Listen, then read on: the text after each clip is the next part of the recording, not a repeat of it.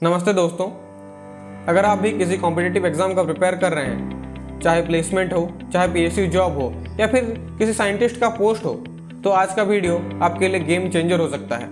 क्योंकि आज के वीडियो में हम बात करने वाले हैं एक सिंपल फ्रेमवर्क की जो हर जॉब सिलेक्शन के पीछे होता है। अगर किसी भी जॉब सिलेक्शन प्रोसेस को डिकोड करें तो 3 बेसिक स्टेप्स मिलेंगे।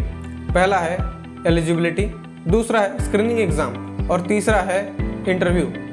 कुछ लोग बोलेंगे जीडी और जीटी भी होता है, बिल्कुल सही, लेकिन वो बस कुछ पीएसयूज में होता है जैसे कि आईओसीएल और ओएनजीसी, और उसका वेटेज भी 3 से लेकर 5% तक होता है, इसीलिए अभी के लिए उसको इग्नोर करते हैं। स्क्रीनिंग एग्जाम का फॉर्मेट हर जगह अलग अलग होता है। प्लेसमेंट्स में एप्टीट्यूड टेस्ट होता है।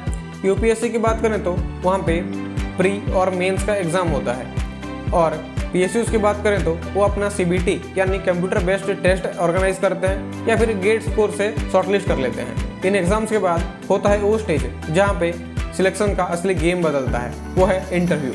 अगर आप इन तीनों स्टेप्स को देखें तो एलिजिबिलिटी आपके हाथ में नहीं है, आपका डिग्री, आपका एज, ये सब आपके हाथ में नहीं है। जो 2 चीज़ आपके हाथ में है वो है स्क्रीनिंग एग्ज़ाम और इंटरव्यू, और यहीं पे ज़्यादातर बच्चे गलती करते हैं। वो स्क्रीनिंग एग्जाम को तो बहुत सीरियसली लेते हैं, जी जान लगा देते हैं, लेकिन इंटरव्यू के लिए बिल्कुल प्रिपेयर नहीं करते। इसीलिए स्क्रीनिंग एग्जाम को क्वालिफाई करने के बाद भी फाइनल ऑफर लेटर सिक्योर नहीं कर पाते।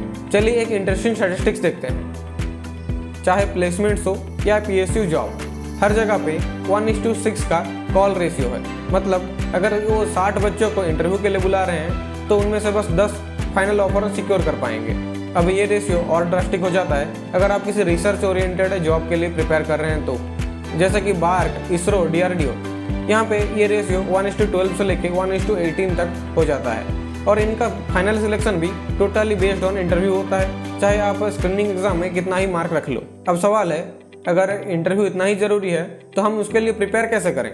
यहाँ 3 चीज़ें याद रखनी है। पहला है कम्युनिकेशन क्लैरिटी। आपको बहुत अच्छे से कम्युनिकेट करना है, अपना एक फॉर्म और कॉन्फिडेंट इंट्रोडक्शन देना है। इसके लिए आपको मल्टीपल टाइम प्रैक्टिस भी करना पड़ सकता है। दूसरा है लैंग्वेज को बैरियर मत बनाओ।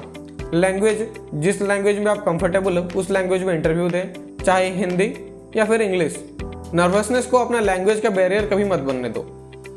अब नेक्स्ट है टेक्निकल प्रिपरेशन।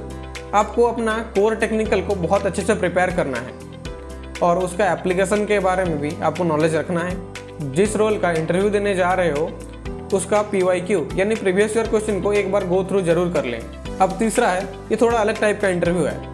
आपको कहीं भी मास्टर यानी एमटेक या एमएस के लिए इंटरव्यू देना है तो उसके लिए आपको बेसिक टेक्निकल नॉलेज तो प्रिपेयर करना ही है, उसके साथ आपको मैथमेटिक्स 12th लेवल का और इंजीनियरिंग मैथमेटिक्स को प्रिपेयर करना है। उनमें से भी इम्पोर्टेंट है ग्राफ प्लॉटिंग। आपको थोड़ा ग्राफ प्लॉटिंग के ऊपर नॉलेज रखना है, और है लीनियर अलजेब्रा और थोड़ा कैलकुलस। अगर इतना आप प्रिपेयर कर लेंगे तो एमटेक या एमएस का इंटरव्यू में ज़्यादा तकलीफ नहीं होगी। फाइनल टिप, अगर आप किसी मेजर एग्जाम का प्रिपेयर कर रहे हैं जैसे कि यूपीएससी, इसरो, बार्क, डीआरडीओ, तो आपको मॉक इंटरव्यू जरूर देने चाहिए। 1 या 2 मॉक इंटरव्यू आपका कॉन्फिडेंस और आर्टिकुलेशन बहुत अच्छे से इम्प्रूव कर सकता है। तो दोस्तों याद रखिए, एग्ज़ाम निकालना आधा सफ़र है, इंटरव्यू निकालना पूरी जीत है। स्क्रीनिंग एग्जाम आपका नाम शॉर्टलिस्ट करा सकता है, इंटरव्यू आपका नाम ऑफर लेटर पे लिखा सकता है। अगर ये वीडियो आपको इन्फॉर्मेटिव लगे तो लाइक ज़रूर कीजिए और ज़रूर शेयर कीजिए। चलिए मिलते हैं नेक्स्ट वीडियो में, तब तक के लिए जय हिंद, जय भारत।